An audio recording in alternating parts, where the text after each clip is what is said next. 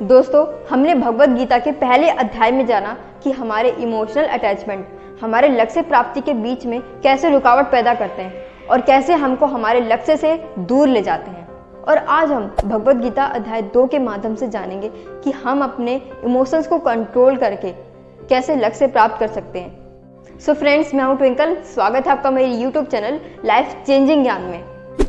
दोस्तों, श्री कृष्ण भगवान के बताने पर अर्जुन को ये बात समझ में आ गई थी कि हमारे इमोशनल अटैचमेंट कैसे हमको हमारे लक्ष्य से दूर भटकाते हैं। लेकिन अर्जुन के मन में अभी भी बहुत सारे डाउट थे। तब अर्जुन ने श्री कृष्ण भगवान से कहा कि हे केशव, आपने मुझे अपने विचारों को स्थिर रखने को कहा है, यानी कि अपने इमोशंस को कंट्रोल करने को कहा है, पर ये मैं कैसे कर सकता हूँ? मैं अभी भी अपने विचारों को स्थिर नहीं रख पा रहा हूँ, इसलिए हे केशव, मेरा मार्गदर्शन करो। इस बात पर श्री कृष्ण भगवान अर्जुन को बोले कि हे अर्जुन, जो व्यक्ति अपने मन की सभी इच्छाओं और सभी कर्म के फलों के बारे में सोचना बंद कर देता है, वही स्थिर बुद्धि कहलाता है। ऐसे व्यक्ति को ना तो खुद के साथ बुरा होने से दुख होता है और ना ही खुद के साथ अच्छा होने पर खुशी होती है, जिसके मन से हर प्रकार का डर, भावना और क्रोध नष्ट हो गए हैं, जो शुभ अशुभ के चक्कर से बाहर निकल गया है, जो इस प्रकार अपनी इच्छाओं को वश में कर लेता है जैसे कि एक कछुआ खुद को खुद में ही समेट लेता है, उस मनुष्य की बुद्धि स्थिर हो जाती है। क्योंकि अपनी इच्छाओं के बारे में सोचते रहने से हमें वो इच्छाएं अच्छी लगने लग जाती हैं, और जब इच्छाएं अच्छी लगने लग जाती है तो फिर हमें उन इच्छाओं को पूरा करने का मन करता है, और जब उन इच्छाओं को पूरा करने में कोई रुकावट आती है तो फिर हमें गुस्सा आता है, और गुस्सा आने पर इंसान पागल हो जाता है और फिर वो अपना कर्म और धर्म भूलकर अपनी स्थिति से ही नीचे गिर जाता है। परंतु अगर कोई अपनी इच्छाओं को वश में करके उनका गुलाम नहीं होता है तो उसका अंतर्मन शुद्ध हो जाता है और उसके दुखों का अंत भी हो जाता है, और जब सब दुख ही समाप्त हो जाते हैं तो फिर उसकी बुद्धि स्थिर हो जाती है। परंतु जिसकी इच्छाएं और कामनाएं उसके मन से कभी नहीं जाती तो वो मनुष्य कभी शांति नहीं पाता, और जब कभी शांति ही नहीं पाएगा तो वो मनुष्य खुश कैसे रहेगा भला? उसकी हालत तो उस नाव की तरह होती है जिसको उसकी इच्छाओं की हवा किसी भी दिशा में बहा करके ले जा सकती है। और उस स्थिर बुद्धि वाला प्राणी तो समुद्र की तरह होता है, जिसमें चाहे कितनी भी नदियां आकर मिले उसके बावजूद भी समुद्र अपनी सीमाएं कभी नहीं लांघता।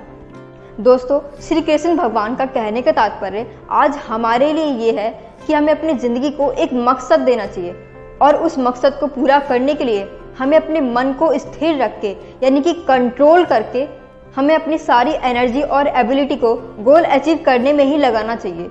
जैसे कि सोचना, प्लानिंग करना, एक्शन करना और अपने गोल से संबंधित नॉलेज लेना, वो भी बिना फल की चिंता किए हुए। जैसे सफलता, असफलता, हार जीत, हानि लाभ, मान अपमान, इन सब की परवाह किए बिना ही आपको अपने लक्ष्य पर फोकस करना है। क्योंकि अगर आप सिर्फ फल की ही चिंता करोगे कि मैं सफल होऊंगा कि असफल होऊंगा, हारूंगा कि जीतूंगा, तो ये सब डाउट ही आपकी सफलता के बीच में ब्रेकर का काम करती है। और यही बात मैं आपको एक एग्जाम्पल के माध्यम से बताती हूँ। उसमें 2 कैरेक्टर हैं, एक का नाम रवि है और दूसरे का नाम राहुल है।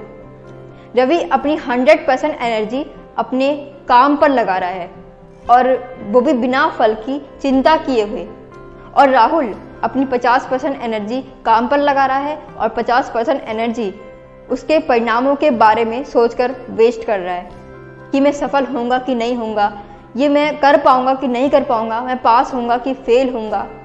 तो दोस्तों, अब तो आप ये समझ ही गए होंगे, जो बिना फल की चिंता किए हुए अपने काम में 100% एनर्जी दे रहा है, सफल होने के चांसेस भी उसी के पास हैं। तो दोस्तों, आज के भगवद गीता अध्याय 2 का मैसेज यही था कि आप अपनी ज़िंदगी को एक मकसद दीजिए, वरना बेमकसद की ज़िंदगी आपको ज़िंदगी भर भटकाएगी। इसलिए अपनी ज़िंदगी में एक लक्ष्य बनाइए, और उस लक्ष्य को अचीव करने के लिए उसमें नॉलेज लीजिए, प्लानिंग कीजिए, और बिना हार जीत की परवाह किए अपना पूरा फोकस अपने लक्ष्य के काम में ही लगाइए, और फालतू टाइम वेस्ट करने वाले कामों से दूर रहिए। तो फ्रेंड्स, आज के लिए बस इतना ही। मैं उम्मीद करती हूँ कि आपको मेरा ये वीडियो अच्छा लगा होगा, और अगर आपने अब तक मेरे चैनल को सब्सक्राइब नहीं किया है तो जल्दी से फटाफट से मेरे चैनल को सब्सक्राइब कर लीजिए, क्योंकि मैं ऐसे ही आपके लिए गीता ज्ञान के 18 चैप्टर पर वीडियोज़ लाऊंगी। तो फ्रेंड्स, अपना कीमती समय देने के लिए धन्यवाद।